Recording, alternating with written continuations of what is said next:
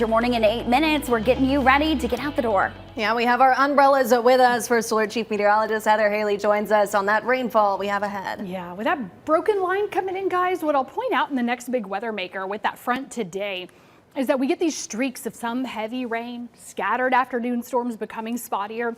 But I do think this is going to make for some big differences, even from one side of town to the other. The southern to central valley looks like a tenth to a third of an inch with these isolated half-an-inch streaks. Then you go up along the plateau as it's first entering our area. We see a few more of those blue streaks here, that half an inch to an inch on parts of the plateau. Northeast Tennessee to southeastern Kentucky. Again, you could see some of that third of an inch La Follette, Williamsburg, and closer to 3/4 of an inch Maynardville, half an inch roughly Dandridge and Gatlinburg as those streaks of rain roll through. But at least that coverage is rolling down to give you more dry time this weekend.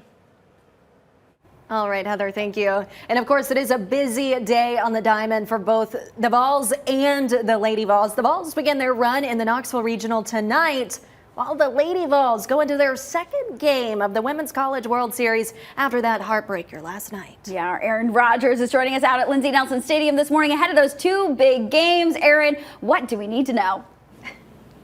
I mean, everything. You need to know go Vols. That's all you need to know is how important it is that we all cheer on the Vols today. I mean, we've got the base Vols are playing at 6 p.m. on ESPNU. They're taking on Miami of Ohio. Now, this game, win or lose, they will take on either Cincinnati or Wake Forest, whoever loses that matchup as well. So, or wins if we win tonight's game against Miami of Ohio. So that is definitely something to look forward to, 6 p.m. Now, we've also got the Lady Vols that are playing in the College World Series, who we're also cheering on right now, taking on Florida, bringing back that rivalry. We haven't played them in 2 years since 2023, and the Vols took home that one. So it could mean good luck. We'll see. We're going to keep you updated all morning long. I'm out here at Lindsey Nelson Stadium, but I will send it back to you guys, and I will say go Vols. Go Vols, Aaron. Right. Certainly a big orange weekend ahead. Thanks so much. We'll check back in with you at 7 o'clock on the CW. Well, right now, Knox County Mayor Glenn Jacobs says he has no confidence in the leadership at the Richard L. Bean Juvenile Detention Center. Yeah, this comes after a judge told Jacobs 2 employees were fired in retaliation for reporting issues to the state.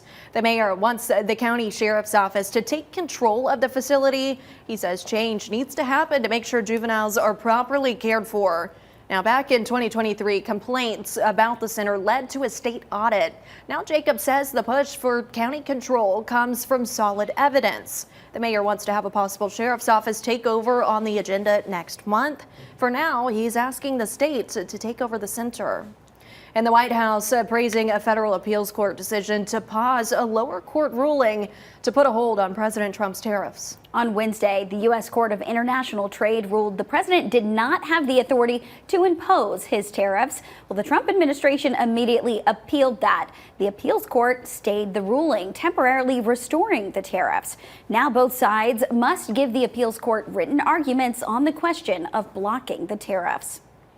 Well, the school year is over, and Knox County Schools is celebrating continued improvements in reading and math scores. They're 2 of the district's main focuses, as low-scoring students are at risk of being held back. The school district says these gains are critical to student success down the road, but as the scores go up, KCS is preparing for a new challenge in the form of the Education Freedom Scholarship Act, which will send 20,000 students to private school with nearly $7 grand in public money.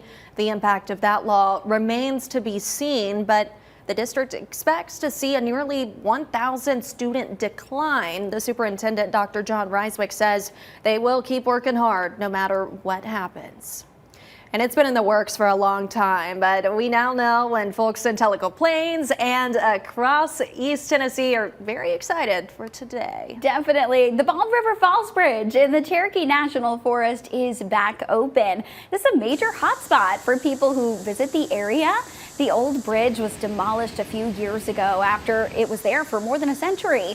They've now rebuilt it to 2 lanes, and they've put in a scenic pedestrian walkway for you to stop and safely see the falls. The price tag for the project was nearly $15 million, one of the largest projects ever for the Cherokee National Forest. It's finally back open today. Well, also happening today, Knox County is bringing back its Sunset Cinema series. That's right. It's the county's program that screens movies outdoors at parks all across the county. So it'll be happening on various Fridays throughout the rest of this month, June and July. Now, the series kicks off today with a showing of Garfield the movie at Clayton Park. Inside Out 2, Wicked, Moana 2, and the Minecraft movie are also on the schedule for this summer. If you want to check it out, activities begin at 7 o'clock today, and that movie begins at dusk. And Knoxville's largest kids party is back for its 5th year tomorrow. Organizers tell us it's going to be a fun day for the whole family. The party runs from 10 to 5 tomorrow at the World's Fair Park Performance Lawn. Tickets are just $10. Kids 2 and under get in for free. And all that money raised will go to help the nonprofit Child Help. All right, and now keeping an eye on the roads for you all this morning. Let's take a couple different live looks.